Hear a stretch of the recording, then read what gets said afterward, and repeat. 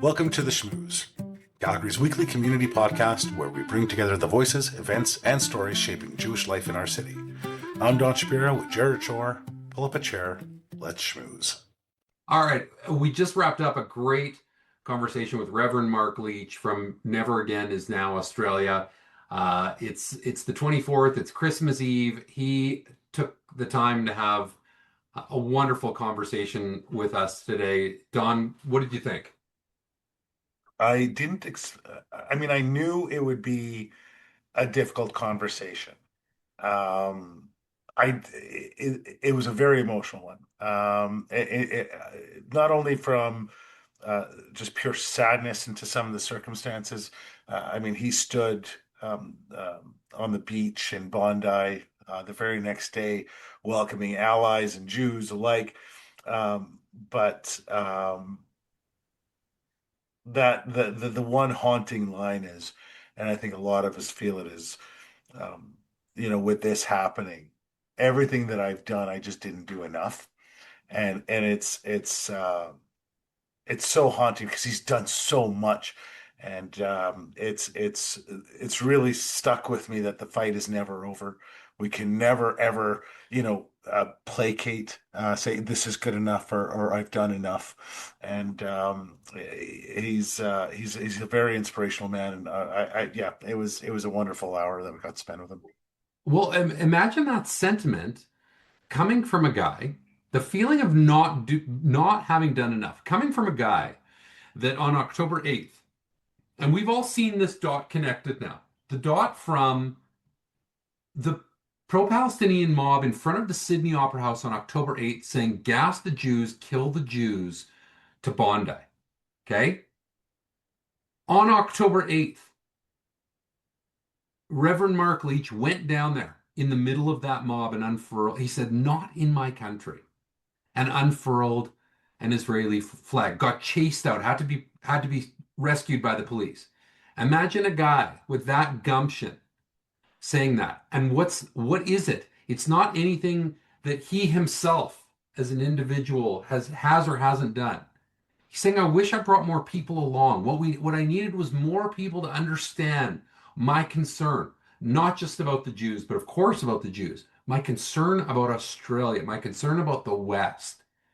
And I mean, imagine anybody having done more than him, yet he still feels that weight.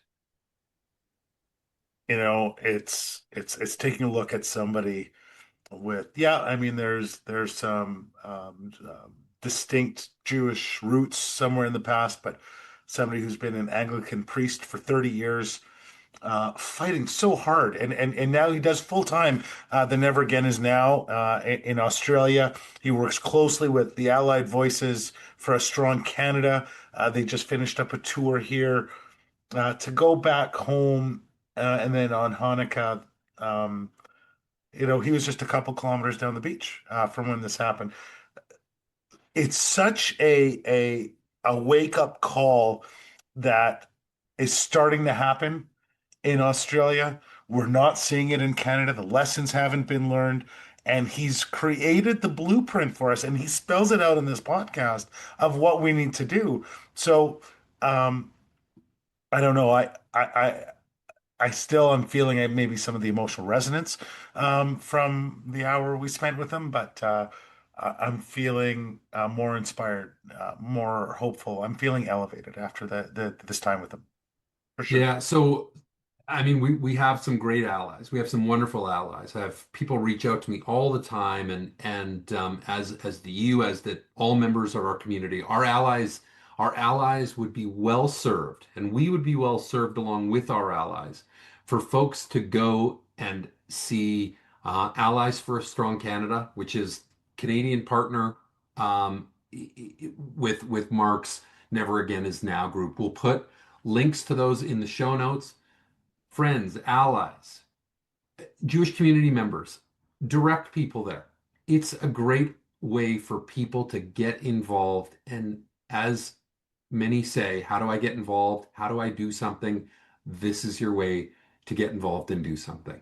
And I've had a lot of friends from different faiths talk to me. And I know there's a bunch of different organizations that will bring in. I think it starts from the heart of that lion and being able to stand up there. And I'm actually going to add into the notes of the Spotify and the YouTube Mhm. description, the YouTube the YouTube clip. 5 minute interview he did with Sky News in Australia on his October 8th. We're not asking people to put themselves in danger. But that's the heart and the spirit that we need to maintain these Canadian values. And again, Reverend, thank you for spending that time with us. I'm, it was amazing. I Yeah, feel like I said, it's inspiring, it's emotional, but it provides that blueprint of what we need to do, and it's nice to have that kind of spelled out. for sure, for sure. So this is going to be our Christmas episode. Things are obviously quiet on the community calendar for the next couple weeks, but while you're home, while you're enjoying some quiet time over the holidays, Don, you talked about it a couple weeks ago, and I mentioned it again. In the new year, we're going to be having Douglas Century on. You want to talk about hero, the story of Hannah Senesh that he has written. I'm halfway through it right now. I'm a slow reader and I cannot put this book down. It is fantastic. So we'll put a link to that in the show notes. Be great if you guys got a chance to read that before we had Douglas Century on. And I'll also just mention I've mentioned the Jesse Brown Canada Land podcast. What is happening here? The fifth episode just dropped. Another spectacular bit of insight and reporting into anti-Semitism in Canada from a reputable source. The thing I'll add about this podcast is Jesse Brown has had, because of who was his listener base before this, they have abandoned Canada Land. He's had a ton of dropped subscriptions. They actually need support. And so, a great opportunity. Give it a listen if you like it. He talks about the need for support. He wants to bring this as an educational program around the country. Give it a listen. It's Jesse Brown. It's what is happening here. I also want to add that I did listen to Yeah, a 20-minute inspirational speech. Turning yeah. Point USA had their conference. Ben Shapiro had a 20-minute takedown of this anti-Semitic alt-right that's appearing in the conservative movement in the United States. And while I usually find American politics to be extraordinarily comical and entertaining, I found this to be poignant. So I would point you to listen to Ben Shapiro's speech at TP USA. Folks, without further ado, Reverend Mark Leach from Never Again Is Now Australia. Thank you.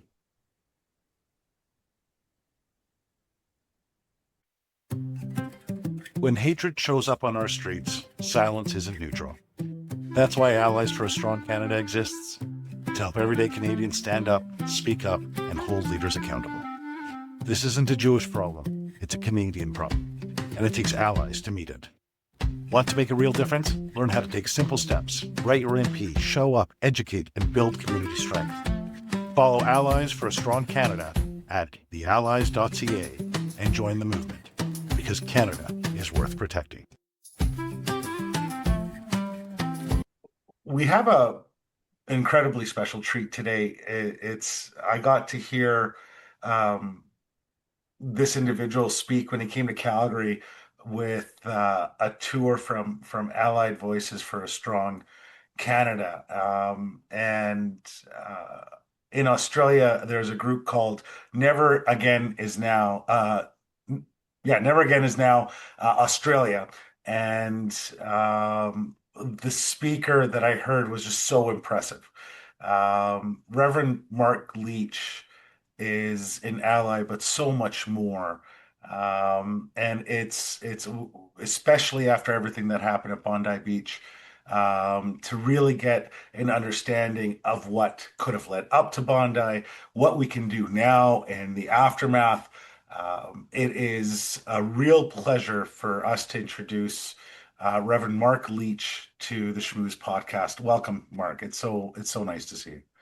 Hey Don, hi Jared. It's great to be on your podcast. Nothing like a good schmooze, and delighted and hope your listeners in Calgary and beyond will find some value in this and some encouragement and some education and some motivation and inspiration. So yeah, it's a delight to be with you. It's a sunny 26 degrees here in Sydney. Well, actually, just south of Sydney on the beach. So, shout out to all of you guys in Alberta living with minus 20 and snow. And it's what makes you tough and hardy. It's shaped the Canadian soul. But, I think it I think it's what gives us wide open spaces because there's just not that many people who are willing to brave this.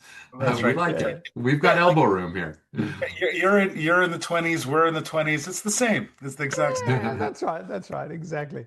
But no, it's a delight to chat. And my trip to Canada with Mike Westcott and the Allies for a Strong Canada was a wonderful time meeting people across the country. And I have to say, I'm not just saying this because I'm talking to you guys, but I loved Calgary, loved the energy there, felt very at home, very much like parts of Australia with a sort of, outdoor mining and oil and gas Mhm. extraction, paying for the rest of the country with your natural resources. It's all very similar to West Australia, actually. So, Yeah, There you yeah, go. interesting. Well, I don't know nearly as much about West Australia as you surely do about Calgary, but as Don said, it was a pleasure to have you here. Now, can I ask you real quick, how do we address you? Are you Mark? Are you Reverend? What's just Mark is fine. all right? Yeah, Sounds Mark great. is just great. That makes for a more informal schmooze, which we're delighted to have Yeah. with you. Mark, you are part of, and part of probably underplays it. You are an integral part of an ally group in Australia. Tell us a little bit about Never Again Is Now and a little bit about how you came to it. And Don and I had the pleasure of hearing some of your Yeah. story a couple weeks back, but give our audience a sense of who you are. Well, I've been an Anglican pastor minister for 30 years, including a stint in Mississauga, actually. So I do, but we had nearly 5 years in Mississauga. But I come and my mother was a German Jew who fled the Holocaust to late 1938 from Frankfurt.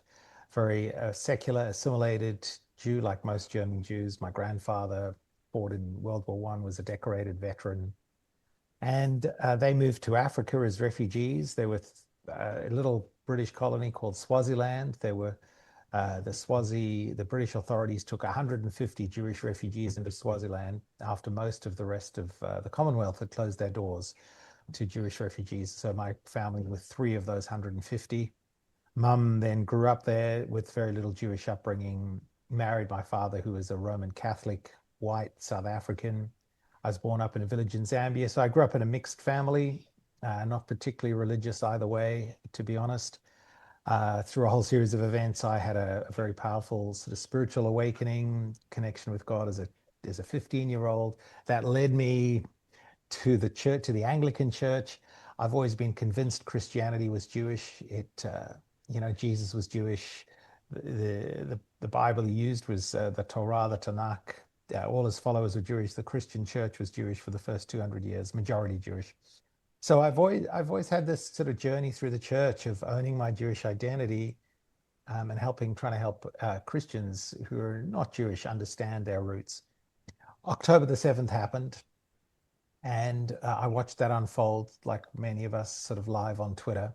And then on the 9th of October, 2 days later, so the Monday morning Australian time, my daughter called me from the University of Sydney and said, the pro-Palestinians are planning an anti-Israel march in the center of Sydney, and we've got to do something about this. Now, this is what became the infamous march on the Sydney Opera House. I'm sure your listeners may be aware, we've got this iconic building right in the heart of Sydney. And the government was going to light up the sails of the Opera House in blue and white in solidarity with Israel. So the pro-Palestinian jihadist supporters decided this would be a good opportunity to take over the city center and protest. So I thought we should do something about that. I phoned the police station commander in Sydney City, and I said, look, this is happening. I want to do something about it. They said, well, Mr. Leach, we're advising the Jews to stay out of the city today. Okay, the very day they were supposed to be, we're supposed to be standing in solidarity with the community after October 7. I was advising the Jews to stay out of the city. If you come into the city, we can't guarantee your safety. And if you come in and try and do anything, we will arrest you in order to prevent a breach of the peace. So I just thought to myself that was completely unacceptable. And so I went into the city center, put on a clerical shirt. So I looked all religious. I took my squash bag. I played a lot of squash. So I rolled up a big Israeli flag, tucked it in the bag, and went down into the middle of this protest. There were about 1,000 of these guys yelling and screaming, very angry. And I took out an Israeli flag, and I waved this flag in the middle of that protest, and got chased through the streets of Sydney then by a group of keffiyeh rap thugs who wished me harm. I ended up hiding behind a police van, and the cops dispersed the crowd who were after me. And I did. The people said, Mark, why did you do that? And I said, well, I did it not just to show solidarity for Israel and the Jewish people in the greatest massacre of Jews since the Holocaust. I mean, I was doing that, but also I did it for the soul of Australia. I said, we cannot cede the center of our city, the center of our country on this day to the jihadists, to people who hate the Jews, hate Israel, and actually hate Western civilization as well. So I did that. That got a lot of press. And out of that, we started this movement. It became clear to me we needed to wake up everyday Australians to what was going on so they wouldn't repeat the mistake of the everyday Germans, the Christian Germans in Germany in the 1930s, who simply wanted to go about their business.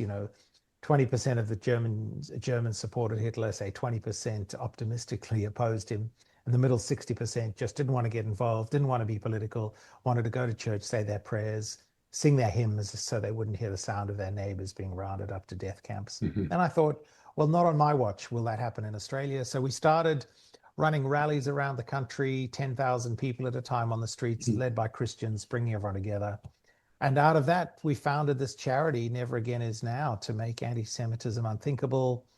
And about 18 months ago, I finished up running a local church, and I'm full-time building this grassroots movement around the country. Uh, yeah, so I'm a CEO. We're a charity. We've got about 40,000 people involved now and growing rapidly. And doing what we can to fight back against the hate. And it's absolutely incredible what you've built up, what you've done, and how now you're creating sort of more international ties again with Allied Voices Mm. for a Strong Canada, and Never Again Is Now Australia working together on a few initiatives, from my understanding. There's so many ways I want to take this conversation, but I guess let's I want to understand when people take a look at what happened at Bondi and they say, well, that happened in Australia. Mm. And we just started off, I mean, just before we turn on the microphones, talking about all the comparisons between Australia and Canada. Um, I think that's where I'm most shook from Mm. what happened. So I guess from your experience, can you walk Mm. us through what happened on that fateful day from your experience, how you found out who you may have known or didn't know, or how that day sort of unfolded? Because I mean, it's a week and 2 days ago. I mean, the Shiv has just ended. Yeah. This is raw. This is recent. Can you kind of tell us a little bit about what that was, and Mm. then we can start talking about, what happens now. Yeah. You're right. It's still very fresh. Yeah, it's still actually unthinkable. I mean, for the last 2 years, I and many others, but I particularly in the Christian community and in the non-Jewish community, I've been warning everybody that this day was coming. Uh, and so it was a Sunday evening last Sunday, and I was at dinner with some friends just about 2 kilometers from where the shooting occurred, and got a call from my daughter saying, there's been a shooting. We turned on social media and TV and saw this unfold. And what happened was it was an outdoor Hanukkah celebration um, or organized by a Chabad synagogue in North Bondi, mostly Russian background shul. So about 1,000 people there, lots of kids. And partway through the event, these two shooters, these two uh, Muslim guys, a father and a son, who had obviously carefully planned and rehearsed and trained for this. They planted two IEDs, improvised explosive devices, amongst the crowd, which, thank God, did not go off. And then they positioned themselves on a small bridge, no more than 30 meters from the crowd. If you go to our social feed, I was up there just a few days ago filming, and it's a short way away. And before they even got there, this elderly Jewish couple saw them getting out of the car armed with weapons and tried to disarm them, and they were murdered. These guys took up a position on the bridge and just started picking off and murdering Jewish people. So then famously, the dad walked down off the bridge to get up close to people. He was using a pump action shotgun. He wanted to be closer to folk. And this guy, Ahmed Al Ahmed, actually a Syrian refugee, ran up behind him, tackled him, got the gun off him, stood over him with a gun pointing at him. And I can only think, A, he didn't know how to use the gun, or B, in a moment he thought, let's not shoot the guy. And it's interesting conversations amongst all my friends and various people. What Hmm. would you have done if you'd been in that position? Um, so anyway, the father then walked back up onto the bridge, picked up another firearm, and commenced shooting. It took about 8 minutes for the police to respond and start firing back. There'll be a royal commission into this, because after everyone just sort of relaxed, and there are questions about why, with an outdoor Jewish event of over 1,000 people, where there were only three police, no police with long arms. So the guys were eventually taken out by a detective in just a suit, no body armor, and just his service pistol. So very brave guy. Got right, and if you've ever shot a sidearm, but they're not particularly accurate over long distance. So he got within probably 15 meters of these guys and then took them out. Very brave, incredibly brave. And dozens of people injured. So that was the event. Um, which is still quite. It's actually still. I think I'm, like many people, still carrying a bit of vicarious trauma from it. I'm actually finding it quite hard to recount all of this. Yeah. So it's a small community. We have friends of friends who were there. One of my daughter's friends was there with two of his, they're in their 20s, and this, the two buddies got shot. So there's this like 25-year-old Aussie, putting tourniquets on out of his t-shirt to try and stop his buddies bleeding to death as they've been, shot with his hunting rifle.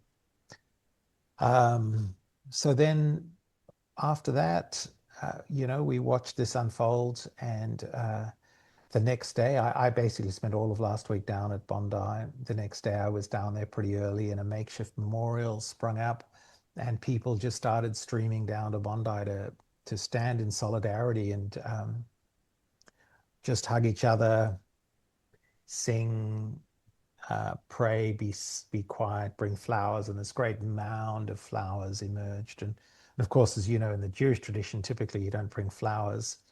Um, so the flowers really represented the non-Jewish community suddenly going, holy moly, this is so, and Bondi is a very young community and actually quite tight knit. So for the whole week, there were just thousands of people streaming down, young people in particular, come and stand in solidarity.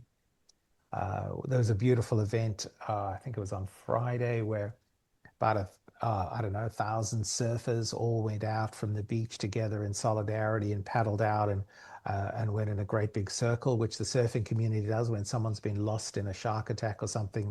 The club will go out and they all gather in a circle and bang the water. And and then the whole beach, then all the surf lifesavers who were extraordinary. The surf lifesavers on the day, on Sunday night, they picked up their first aid kits and they ran into the firing line to go and save lives.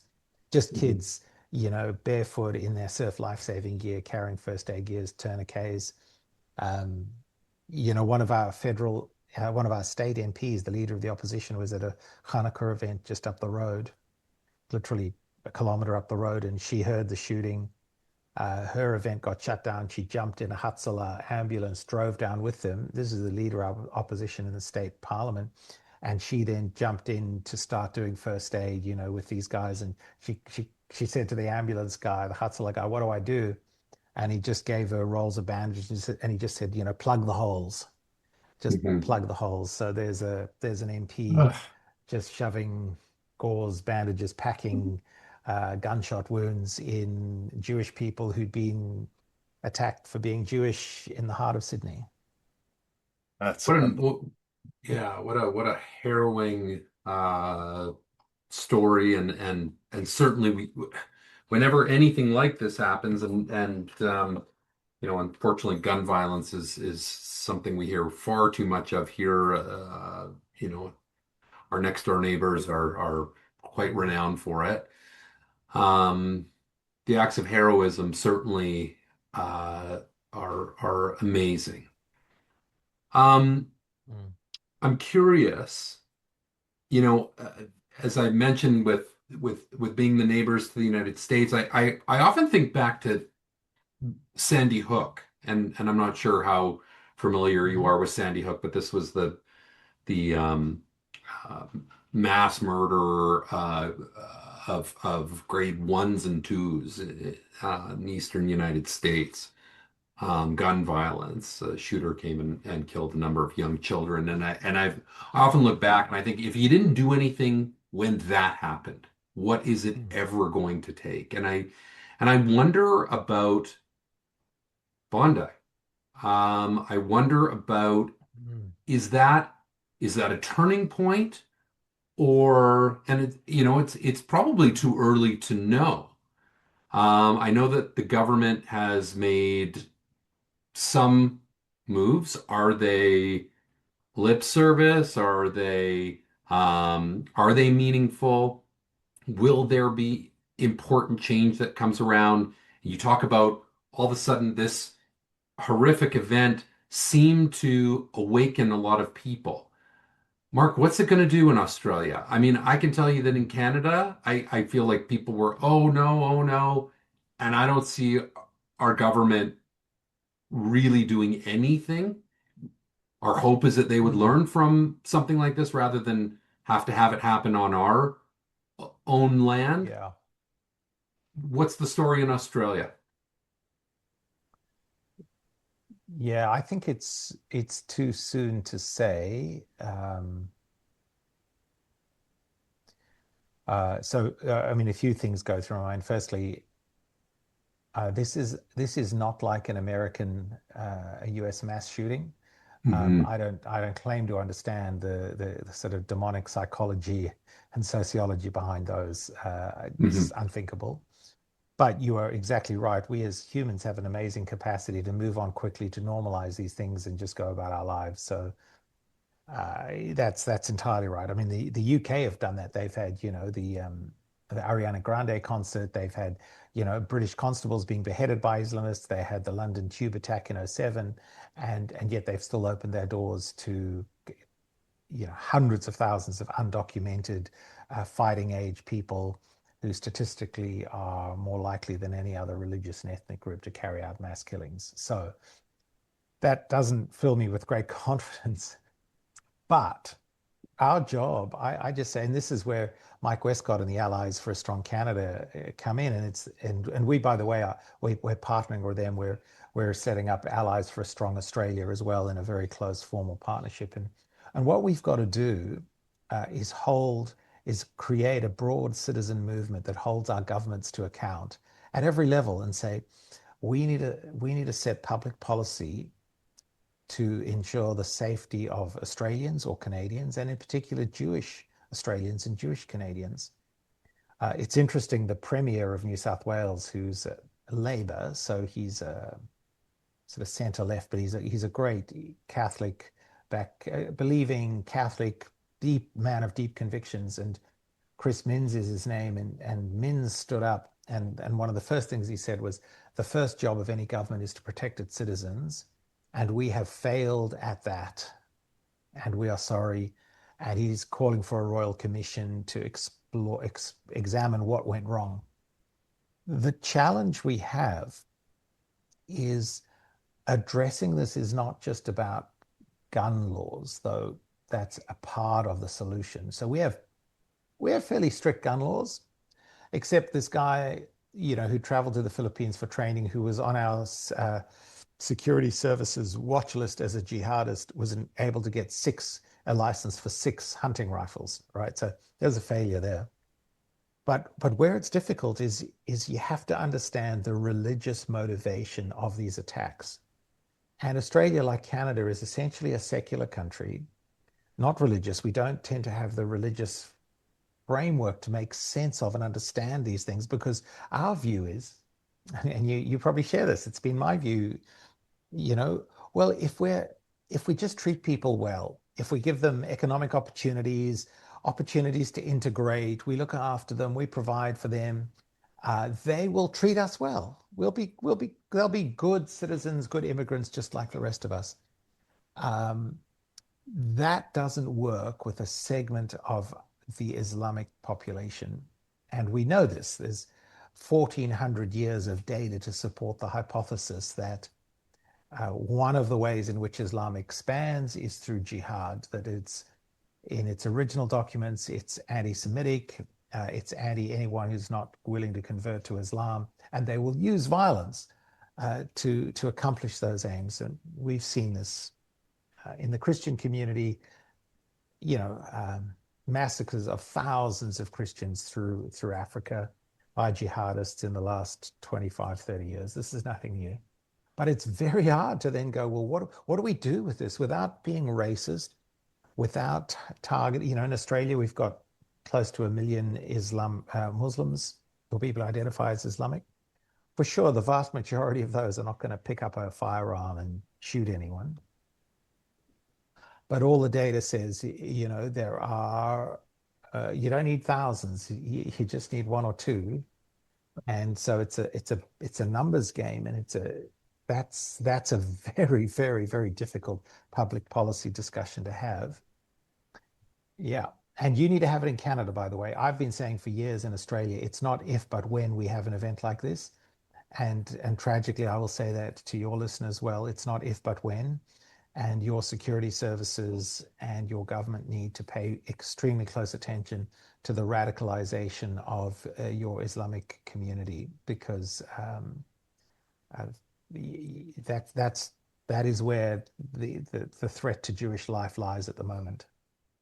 And that's that, and I guess that's kind of an interesting point, because one of the things that we've that I believe is that Jewish values are at root Canadian values, and you really saw that. And this always kind of gives me a lump in the throat. But Matilda, the 10-year-old that was Yeah. murdered, her parents are Ukrainian refugees, and they wanted to name their daughter the most Australian name they could possibly come up with, because they were so grateful to be in that country and so grateful to have the freedoms that Australia, um, um, you know, uh, advocates Yeah. for.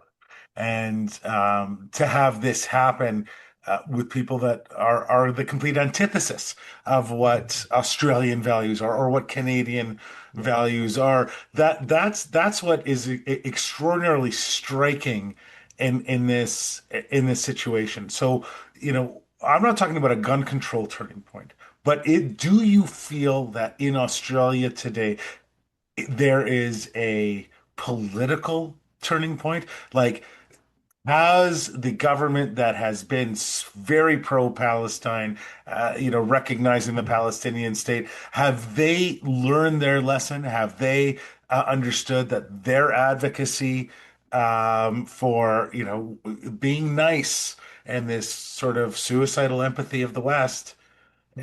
are they recognizing finally that it's a mistake, or are they doubling down? Where do you see that?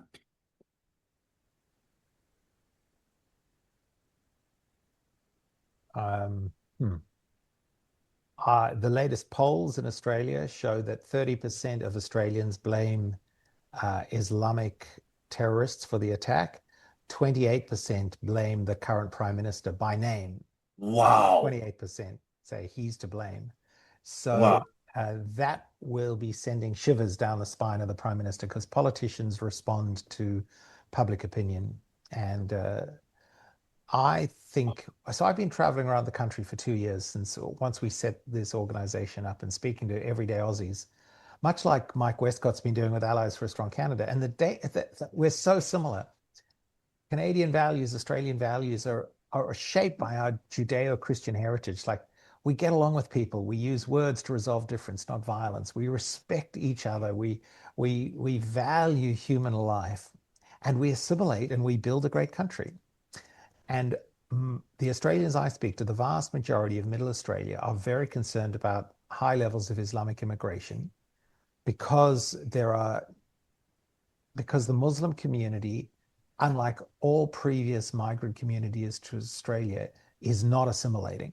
There's a segment in the community who actually hate Australia. I mean, they will say they don't hide this. There's no, and they don't hide it in Canada either. You have preachers in Mississauga and in Toronto, and we have them in the western suburbs of Sydney who say their goal is to tear down Western democracy and install Sharia law, that Western government is illegitimate, that jihad is the highest form of spirituality, and it is every Muslim's duty in this land to do whatever they can to establish a caliphate. So uh, our political class have lived in denial about this, but everyday Aussies go, mate, we just we just want everyone to get along, and we don't think you should kill people. We don't think you should resort to violence. We don't think you should bring your barbaric Middle Eastern violent culture into Australia.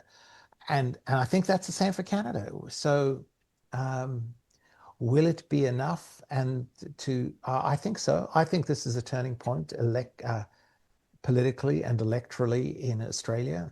Um, uh, what public policies we embody to simultaneously de-radicalize and limit the effect of that percentage of the Muslim community who wish to do everyday Canadians and Jewish Canadians harm. How do you do that without compromising your other values of individual Mhm. liberty, separation of church and state, freedom of speech, freedom of assembly, those freedoms? That's a challenge, but we've got to have a conversation. Yeah, it was uncanny to hear Australians talk about it, and you could, especially talking about the political class. You've mentioned about, values, and just Canadians are just very similar to Aussies, but the political class and the current governments, hearing Australians talk about their government and how badly the government has failed them was uncanny. It could have come from the mouths Yep. of Canadians. Yep. We are in such a similar situation that seeing the government do nothing is terrifying because, like you, uh, as horrifying as it was, I was not surprised. I was not shocked. This was inevitable. And sadly, inaction will continue to make it inevitable. Yeah. I'm Yeah. curious. I'm curious. Throughout the last decade or so, there have been a number of incidents that have taken place where there's been a violent attack on the Jewish community somewhere in the world, and the often by a Muslim, an Islamist perpetrator, And the Muslim community has stepped forward and said, not in our name. And there have been instances in Norway, in the Toronto area, in New York, where the Muslim community has surrounded the synagogue in order to say, we're here to protect you. Mm. Were there any gestures like that? I mean, we hear about Ahmed Al Ahmed, and he's been, he's been a poster child for much of the media. But we're also hearing that, 75% of the messages that he's received since his heroic act have been messages saying you're a traitor. Hmm. Hmm. What's been the response in Australia from the Muslim community? Hmm. Quiet. Huh. Um, yeah, I can't. I don't know enough about internal Islam, Muslim politics to know Hmm. what's going on behind closed doors in the Muslim community, and Hmm. it's not homogenous, right? So, Hmm.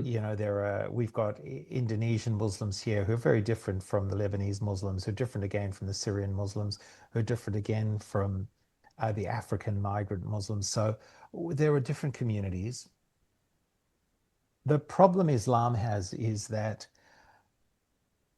if that you can be a very serious religious Muslim and murder Jews on Bondi Beach as a legitimate expression of your faith. So anti-Semitism, jihad, expanding the religion of Islam through violence is a feature, not a bug of Islam. So in Christianity, people say, and Christianity, you and I know, Christians have a terrible history of anti-Semitism. And but I always say to folk, that's true, but anti-Semitism is a bug, not a feature of Christianity. So in the end, eventually someone goes, and we've done this in Christianity. Eventually you go, hey guys, that's not how Jesus would behave, right? Come on. Like, if you're a really serious Christian, you don't kill people. You end up like a pacifist Mennonite or a Mother Teresa. Like, if you're really serious, right? The rest of us are all compromised. If you're a really serious Muslim, you model the goal of a Muslim is to model their lives as closely as they possibly can on Muhammad, the Prophet, guided by the Quran and the Sunnah and the Hadiths. And if you do that, you can end up murdering Jews on Bondi Beach and say, this is exactly what Muhammad would have done were he living in Australia today. And so it's a feature, not a bug. So if you want to be a Muslim, so that makes it very hard for Islam to reform and for the moderate Muslims to gain lasting political influence. And I don't feel equipped to offer the Muslim community any answers to that. That's something they Hmm. have to solve, or they will end up at war with the West. I mean, like literally, there will be blood on the streets of Canada. Like, there will be blood on the streets in the UK, in France, in Germany, in Belgium, in Europe, and in Canada. Your army will eventually go to war to round up, put in concentration camps, kill and deport homegrown terrorists en masse. I mean, that's kind of the worst case sort of dystopian apocalyptic scenario, but that's history tells us that's where this heads. So I am very concerned, and I don't think there's an easy answer within Islam, and I don't feel equipped to give it. And to be fair, I did hear that there was an Australian National Imams Council statement that was very, very powerful, and there were certain statements, you know, regardless PR or not, it was great to hear. I'll take it, right? Absolutely, 100%, 100%. 100%. Um, but when we start taking a look at the climate that's happening around our cities and our communities, where we are right now, and I heard this. This was actually something that Kim Kitai says, and she started a wonderful organization with Michelle Mather called Bridges. And when she Mhm. speaks to people, she says, if you've ever wondered what you would have done in Nazi Germany to help Jews, just look in the mirror today, because what you're doing right now is what you would have been Mhm. doing then. we're in that same sort of climate right now. And this kind of brings it back to that your organization and yes, you have Jewish ancestry, but obviously you're an Anglican priest and you've lived your life. But what in terms of bringing in allies and showing them the importance, I feel there's an opportunity because Canada, shortly after Bondi, went two ways. Our mayor here in Calgary gave the best fiery speech in support of the Jewish community Mm, that I've heard with an actual plan. Like, not just words, he's going to mm, follow it up with actual things like de-radicalization and education, and it's amazing. Then yeah. our foreign minister that 2 days after and last week, Jared showed this great graphic on our national news channel, CBC. Everything is, the world page. There are 7 articles on there, all of them against Israel. And our foreign minister writes this horrible condemnation of Israel for something that was a complete setup, like one of those Yeah. Yeah. flotilla type scenarios. So here we are right now. We need to talk to our allies. Now is the time to push for something different. We know that sitting back and just being nice isn't going to help. What do we do? Okay, so I would say, from my knowledge of Canada and talking to Mike Westcott at the Allies and looking at some of the data from Canada and Australia, we're in the same situation. I would say 60 to 70% of Canadians and Australians support the Jewish community and support the state of Israel.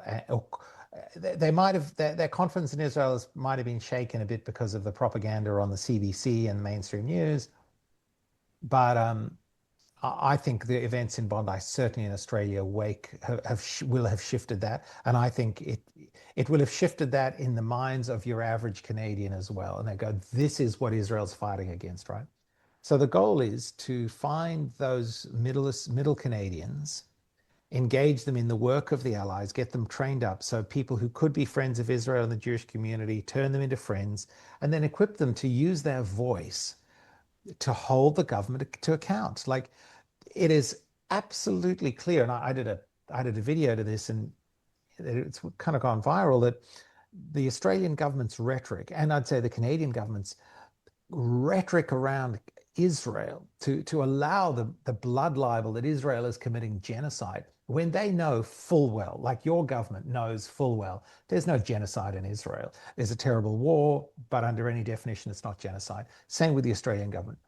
So they've allowed this rhetoric to just capture and energize this what I view the pro-Palestinian movement in Canada and Australia. I just think of them as domestic terror organizations, um, and they've allowed that rhetoric to capture. So I would say you want to build a citizen movement so that at the next federal election, if anyone who stands in a riding and goes, I do not support Israel, I do not support strong action to clamp down on radical Islam, and I don't stand with the Jewish community of Canada, those people don't get elected. That's the ultimate accountability. That's the power we all have. It's at the ballot box. So, and we have to win that war of educating people, mobilizing them, and turning them into advocates at the ballot box. And I'm completely convinced it can be done because the majority of Canadians don't want to see this kind of hatred on your streets of Canada. And they're supportive of Israel by and large because they understand it's a Western liberal democracy like ours, and they're fighting this kind of evil, just like we've seen on Bondi. Your own personal response when you saw these guys uttering the most horrific things on October 8th. Your personal response was remarkable. Is that, I mean, it seems like Hmm. such an outlier to be that brave, to be able to look, we have lots of allies. Mm. They are supportive, but to actually mobilize in the way that you mobilized, that is Well, yeah. qualitatively different. And is it something we can even ask or expect of people? What is that going to take? And I'm not talking about walking into a mob and waving an Yeah. Israeli flag. That takes a little bit of crazy too. I say that with like absolute love and respect for you. But I would not expect that of some of our best allies. But what is it going to take to go from sending Yeah. Jewish friends a note to say, we love you, we're with you, to taking that next step, knocking on doors, hosting people, educating. What is Yeah. it going to take? Picking up the phone, talking to your local member, going to Hmm. their electoral office. I mean, it's interesting. I feel quite emotional. I mean, to be honest, just between you and me, and I'm sure no one else is listening to this, No, we've only I got like three feel listeners, and one is my mom. No, just kidding. I feel like there's a part of me. I have so many feelings. I feel like a complete failure. I go after 2 years of yelling in the wind and being ignored and ghosted by so many people. We failed to stop this. I know that's not all on me, but I Mhm. feel that. I feel really, part of me feels so angry. I mean, just furious, not just at the politicians, but also at everyday Australians. I'm furious at the Christians. I'm like, guys, you, and now they're all, and sorry, and I'll just have a little rant and then I'll calm down. Yeah, yeah. Everyone's now sending these, making grand speeches in Australia. This is so terrible. Anti-Semitism, so terrible. I'm like, dude, it's easy to say that now because now you can all say, oh, anti-Semitism is terrible. But you know what? You should have been saying it 2 weeks ago and you weren't. Hmm. And Hmm. I feel so sad and angry. But also part of Yeah, me is like, well, okay, I'll take that energy and I'll harness it. I'm yeah. like, at least they're speaking out now. What does it take to mobilize a movement of people? Mate, well, when your country's under threat, when enough Canadians go, this is not a Jewish problem, this is a Hmm. Canada problem. And your Canadian ancestors shed their blood and spent their treasure to build a country where migrants could come and live in safety and freedom and in a democracy. So Canadians went to war and lost their lives for the values that are under attack in your country now. And until they understand that, and until they grow a set of big enough Cojones. cojones, yeah, and to go, this is our fight. It's not the Jewish fight. The Jewish community can't fight this. So, look, we just have to keep working to wake people up, and I think don't give in to low expectations. I think this is if Canada doesn't wake up and get mobilized and activated now, and if Australians don't, you are seeding your country to become not a coherent, unified, safe, free nation state, but simply an agglomeration of different tribal and ethnic and sectarian groups coexisting under the same roof, but where the strongest person wins and might is right. So that's the Hmm. trajectory. So you got to choose for Canada. Hmm. Do you want to be a strong, coherent, safe, free, prosperous nation state where minorities are protected? Or do you just want to be a loose configuration of multi-ethnic, sectarian, tribal politics? Take your pick. I know which I want. Hmm. You know, when you came here a few weeks back, and you have the solution of where our values need to go back, and you, you, you set a point of this is when and how the West lost their way, right? You explain it, and it's reasonable, it's understandable, and these are the three things that we need to, and that has stuck with me Mm. so much, and it's really affected and inspired me since then. And I'd love for that to be for our listeners to hear it broadly, because I think that that message is one of the most important that we can walk away from. Yeah, okay. Well, yeah, so what I talked about was the renewal we need in Australia and in Canada. Um, it's faith, family, and flag, right? So you need a transcendent purpose to live for that is bigger than yourself, and a sense of transcendent purpose that gives your own life value and worth beyond just the accumulation of possessions. So if you're Jewish, I would say, it's your be Jewish, be authentically, deeply Jewish, and Christian, be deeply, authentically Christian, and understand those roots of your civilization and culture. Um, and and then that flows into the best way to de-radicalize people and to build a coherent, strong society is a renewal of family and saying we need a we need to say that family matters enormously, and a society and a community and a culture that affirms the values of family. One of the appeals you see in Islam is that it is a very family-oriented religion, and we've lost that in the Western secular world. We ship our young kids off to daycare to be raised by poorly paid overseas migrant workers whose English is pretty poor, and we ship our elderly off to aged care facilities to see out the last of their days, cared for by similar people, and we all go off to work like crazy, and we don't know each other, and we're atomized and we're fragmented, and then we don't transmit these values down to our young people of the sort of the core foundations of what has made Australia and Canada the country it is. So we need a renewal of faith, of family, and a flag, like to say that, I've traveled around Australia for the last full time, the last 18 months. I've probably spoken in person to 30,000 people in different groups. And now I've just been to Canada, done the same thing. Everywhere I go, people want leadership to say, this is a vision of Canada or of Australia that I can belong to, that I can be proud of, that I want my kids and my grandkids and my great grandkids to live in this country. It's something worth committing to and giving up my time and my treasure and, if necessary, my life for the good of this country. And that's a conversation that we have to have. And it's not going to look like Canada of the 1950s. It's not going to look like Australia of the 1960s. It's going to be different, but you have to have a coherent vision of your nation state. Um, and it can't, like, between you and me, it can't be a multiculturalism. Like, the multicultural experience is dead in the water. Like, it doesn't work. We're seeing that. It ends up devolving into tribalism.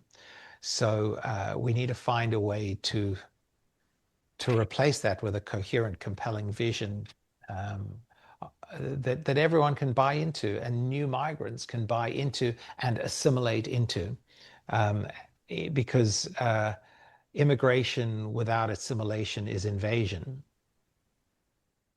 Yeah, it's really interesting you say that because from the outside looking in, you're not Australia is not faced with some of the same, I think, reasons why Canada has sort of abandoned a true proud identity of what a Canadian is. I mean, I think we had a prime minister that really sort of abandoned that notion, and certainly living in the shadow of the United States, we defined ourselves as we're not them, but what are we?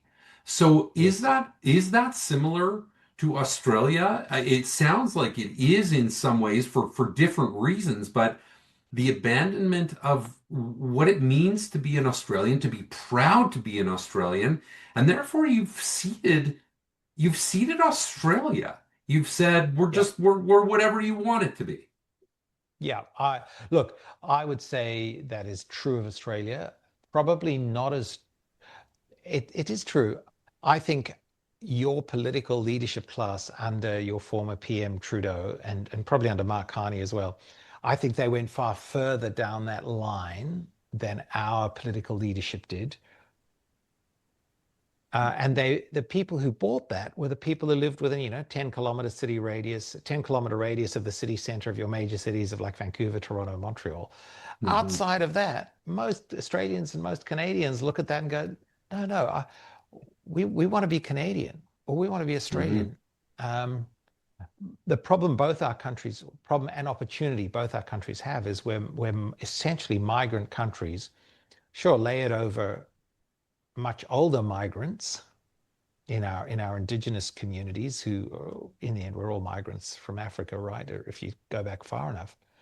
But as a migrant community, um, you've got to work hard to say, where is our history? Where is our identity? I know when we lived in Canada for 4.5 years, it was so clear that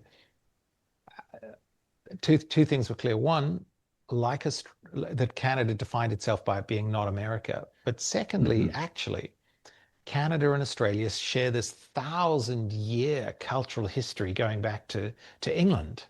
Hmm. Common law, principles of government, constitutional monarchy, um, individual human rights, separation of church and state, limited government, all these, like there is a massively deep 1,000-year tradition Yeah, of the that Commonwealth.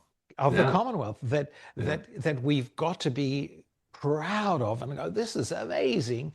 And that then gives you the confidence to articulate a vision of your country that is not America, that is not Pakistan, that is not Saudi Arabia, that is not France, it's Hmm. Canada with all its peculiarities, and Hmm. that can unite you. Now, of course, even as I said, France, it struck me that, you have Quebec and you have so there's some peculiarities, but Hmm. that can be part of how you navigate being a strong country. Um, but I would say, and I'm not. I would say some of the stuff I saw Justin Trudeau saying, I felt was kind of almost treasonous in its um, diminution of the value of Canada as a homogenous nation state, like the talk of a post-national state. I mean, you go, no, no, hang on, you're a country, and your job is to protect the borders and the citizens of this country. Otherwise, Yeah, it's treason. yeah, yeah, absolutely. And I think that when we start talking about um, what we need to do, and I know that it's emotional because I mean Jared and I we've very much turned ourselves into activists since October 7th as well, and um, every single time something happens, there's the feeling of failure. We just had Mm. here in Calgary a few weeks back a barber shop just posted videos that were like denying the Holocaust, and like it was just I mean, and we're watching this and it's like this isn't now in some Baltic state in Europe. This is just up the street here, Yep. and people are laughing in the comments are you're taking it too seriously. It's we're reminded that in everything that we do that there are people like yourselves out there. And one of the messages that I got from your talk in Calgary was, write your MP and write your counselor and make. And so as soon as that happened, Jared and we wrote to the Ward 4 City Council and said, this happened in your ward. And there was a reaction right away. Like doing that actually it actually works. Like there's actually a fact. Like if you write a letter to your counselor, to your MLA, to your MP, it creates movement. And so what you're doing in particular is so moving. And your website is, and we're going to share it, is neveragainisnow .com.au. And how can we from Canada support you and your movement? Because that's the future, right? Like that Yeah. our allyship, that's the only way that this works. So what can we do to help you and then in turn help us? I think the best thing is to grow the allies for a strong Canada in Canada, Yeah. and hold the Canadian government to account. Because the problem is, um, you know, your prime minister, our prime minister, and so Starmer, Carney, Albanese all get together,